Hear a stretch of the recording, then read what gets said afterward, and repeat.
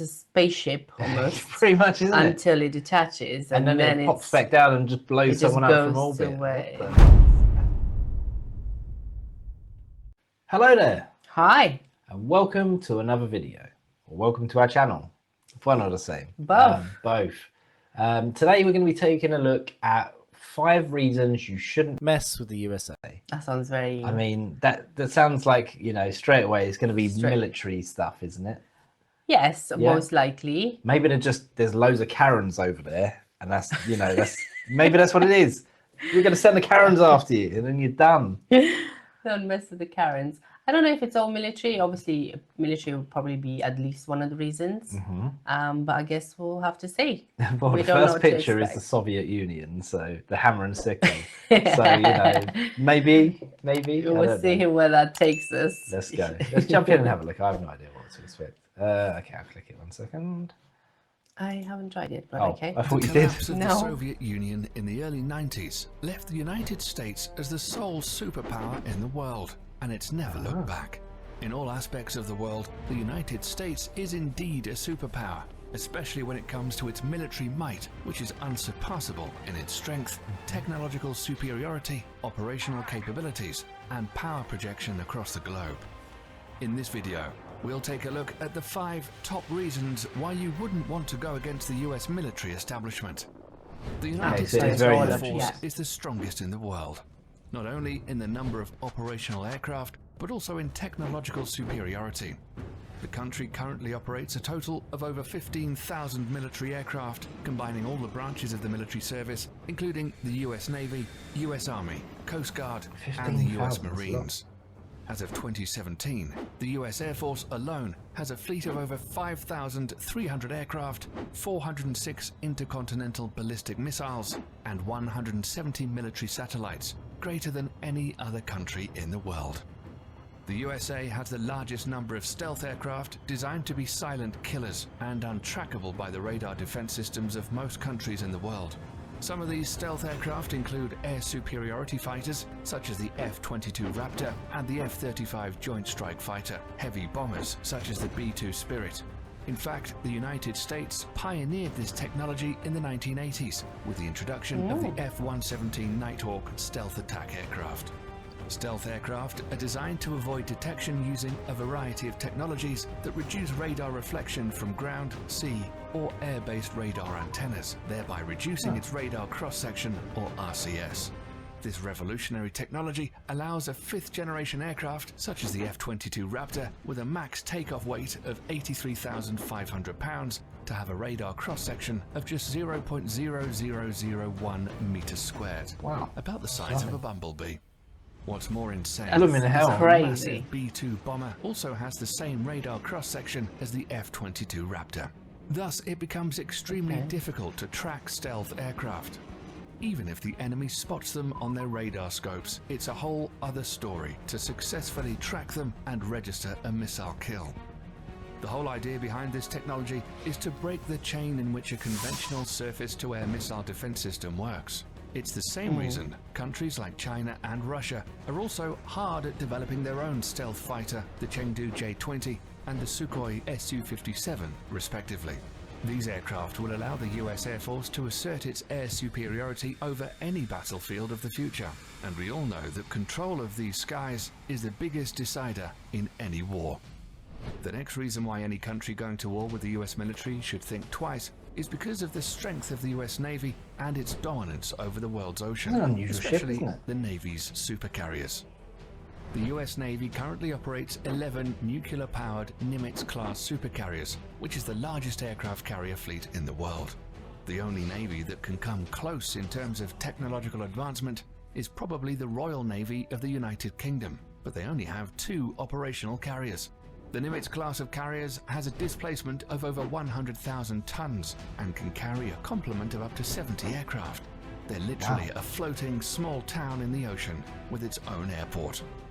The Nimitz class carriers in themselves are extremely potent offensive weapons, but and also what I'm very impressed with is the fact that these pilots and these planes can actually take off with such short Yeah, of yeah, a it's runway crazy, isn't it? and land as well, and their systems. I suspect the jets are obviously designed for that reason Of as well. course, aren't they? yeah, but it's just like so impressive and crazy It is to, crazy, yeah. yeah. So far, it's just I'm just thinking of his Top Gun, you know. Yes, We've yeah, got planes, exactly. we've got aircraft Nimitz-class carriers. carriers in themselves are extremely potent offensive weapons, but the way they operate in what is called the carrier strike groups makes these ships Just going back to the previous point though. They said that the next step, like, so you obviously the American Navy or naval force is the largest in the world, and next in line would be the British, which was like they have 11 of these things, and we have 2. Yeah, So what's everyone else got? Like 1 or none? maybe they, I don't know. That's Possibly it's the same sort of technology also that they were talking about. true. Yes. So not just numbers, I guess. It's Yeah. not just about what you have. It's Yeah, about well, the quality as we of what know, you have. obviously America has, like, they invest a lot Yes. into them, like into the military, and obviously technology is specifically. So, like, you know, with everything, I think like leading in terms of technological stuff as well. You know, Yeah, so it's not we've just got everything in, you know, numbers. It's also yeah, they're using the technology, best stuff as well. You know, they got the best guns, the best planes, the best and everything. most of them as well. Ah, yeah, well, yeah, that's Yeah. it. That's another factor, isn't it? It's crazy, I isn't guess the video is titled very well. Just don't mess with us. Yeah, that's it. Well, Ships literally an even more empire at deadly. this point. A carrier seldom deploys alone. There are always a fleet of surface and underwater assets surrounding them and forming a strike group. These include guided missile cruisers, a destroyer squadron, attack submarines, and other support vessels. Together, they project the power of the carrier and at the center of the group forward towards the enemy. While the carrier is carrying out its offensive role with the use of its air wing, the other ships are responsible to protect its flanks against any enemy attack. This combination of offensive and defensive strategy makes the US carrier strike group almost impenetrable. The United States Navy maintains 9 such carrier strike groups, 8 of which are based in the United States and 1 that's forward deployed to Japan. For over 50 years, this has been the principal element of US power protection, and the Nimitz class of supercarriers are at the center of it all. Despite this, the US is currently in the process of developing a new class of carriers called the Gerald R. Ford class, intended to replace the Nimitz class ships. This new supercarrier will be even more technologically advanced and is expected to continue US dominance of the oceans well into the late 21st century. Wow. The third reason why you shouldn't fight the US military is their massive stockpile of nuclear and conventional intercontinental ballistic missiles, or ICBMs. The ICBM plays the role of the land leg in the US nuclear triad, along with the Trident submarine-launched ballistic missile SLBM and nuclear warheads carried on long-range strategic bombers. ICBMs are launched from ground-based missile silos, achieving high suborbital spaceflight, approximately 1,000 miles above the surface of the Earth. It's massive. The body of the missile then separates from the warhead, which re-enters the atmosphere and free falls to the assigned target at hypersonic speeds.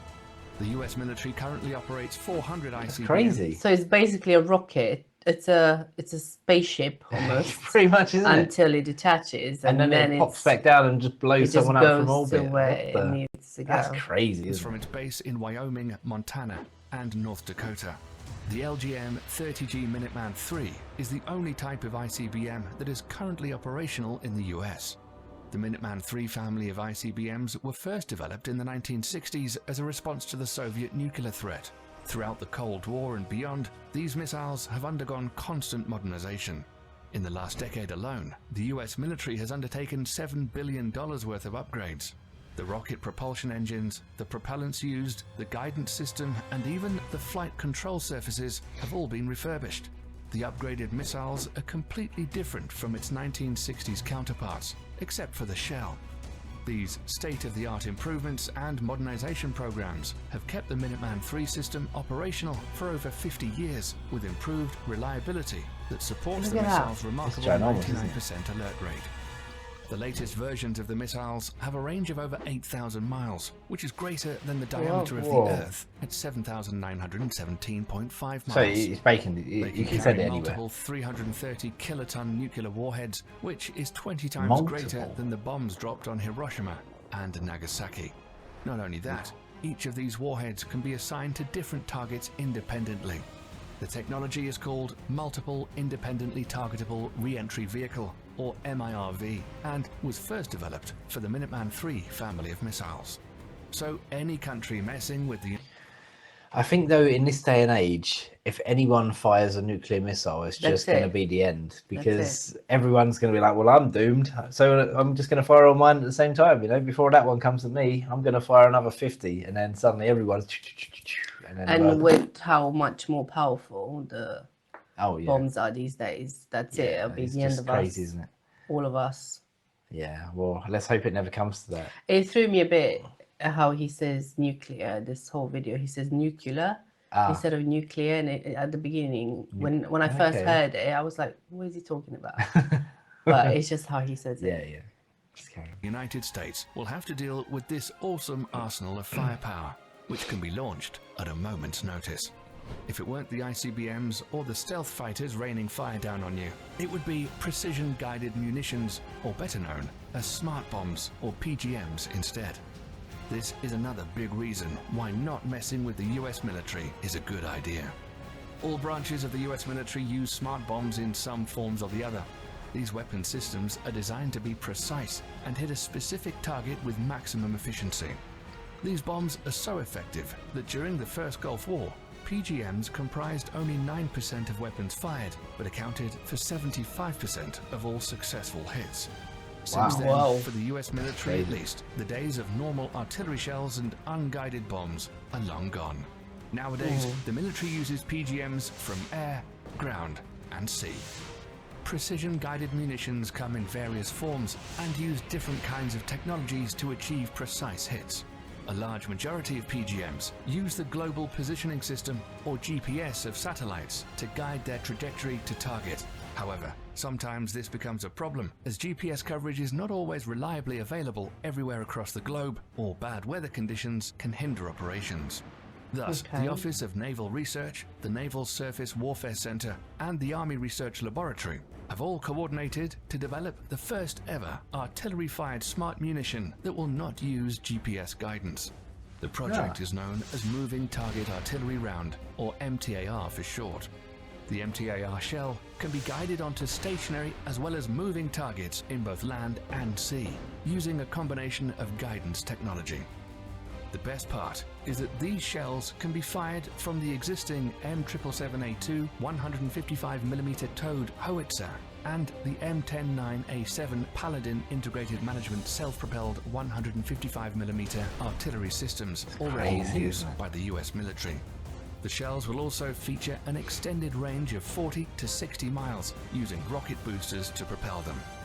Once finished, it will afford the US military another potent weapon system that outclasses others around the world. Lastly, the fifth and final reason why you shouldn't fight the US military is drones. We're all familiar with what an unmanned aerial vehicle or drone is and what it's supposed to do. But in recent years, the usability of UAVs are steadily increasing to encompass all spheres of military operations, and the US military is the pioneering spirit behind it. At first, used only for surveillance missions, drones were quickly weaponized after the 9/11 attacks and have been extensively used by the US military in the war against terror as an offensive weapon platform. It's forecasted that over the next decades, the US is in line to purchase over 1,000 combat drones of various classifications. Some of them, like the Lockheed Martin RQ-170 Sentinel and the Boeing MQ-25 Stingray, are already in the final stages of development, and once finished, will provide the US military with state-of-the-art platforms capable of multi-role operations, ranging from attack missions to aerial refueling. Drone technology has reached such heights today that a single UAV can loiter miles above the surface of the Earth for hours, waiting for the target to detect and sticking with impunity. This capability will allow all the services under the US military to reduce its dependency on manned platforms, thereby reducing the risks during future combat operations. Yeah, basically, other than financial, there's no loss if... No, literally, like, it would just be... no much of a downside, I guess, to doing anything with those. It's crazy, isn't it? Especially if they're mostly used for surveillance. Yeah, I mean, obviously, it's going to have guns on it as well. Yeah, they do, but... Crazy, isn't it? These 5 weapon systems make the US military extremely dangerous for any adversary looking to get into a conflict with them. In a conventional warfare setting, it's almost impossible to beat the US What on military earth is machine. that? That's why modern enemies of the launcher. United States are employing more and more rocket asymmetric warfare launcher. strategies I against the thought mighty that US was it as military. well. Despite that, the US military juggernaut is hands down the most powerful military complex in the world today, and probably will be for decades to come. That's all we have for you today, folks. Thanks for sticking around till the end. If you liked the video and want to stay up to date, Stop it there. Yeah. That's interesting, isn't it? Well, I mean, obviously that was very much about technology. yes, and it makes sense because it didn't obviously. really say anything about like special forces or anything like that, and the SEALs and whatnot. Mm. Because obviously that's another big part of the American army. Yeah, obviously the American actual forces. soldiers operating all of these machines and doing a lot of the groundwork and stuff, and the people behind the desks even as well. Well, I think that just goes to show what happens when you invest in your military budget, doesn't it? You know, they've got all the technology, they've got a lot of it, Yeah, and well, yeah. let's just hope it doesn't get to having to use it. Yes, yeah, of course. Like, you know, no one wants war or anything like that. I mean, It's there's never always anything. war somewhere, as we know. Yeah, but, there's always going to be, isn't there? Unfortunately. Yeah, and obviously we know that the US has been at war for quite a while. I don't. Are they at war currently? I don't think so. Well, they're supporting stuff in the Middle East and all of that. Yeah, there's always There's always something been going on. something Yeah. going on where there was need for intervention, but That's well, crazy, we kind of though. knew We knew from a that, right? military perspective. Obviously, we didn't know the extent and some No. of the And some of the these- technology as well, some like of it, the rocket, basically the spaceships that come up and then come back down again. You know, they're kind of scary. and those stealth airplanes. Those I are can't believe, really like, literally, impressive. they're on radar. They're effectively A bee. A bee. That's crazy, crazy, isn't it? yeah. How do you even detect that? How do you follow it? How do you I get mean, it? but the thing is, you know, you watch like things like Top Gun, and it's like, oh, we have to go below the radar, so they're flying really low, right? Yeah. These things probably just fly normally. Like the only way you see them is visually at that point. Yeah. Crazy, isn't it? Well, guys, you're doing something right, clearly. Not much left to say other than we kind of knew, but we're still impressed. Yeah, exactly. And that's it. That's it. Thank God we're allies. There we go.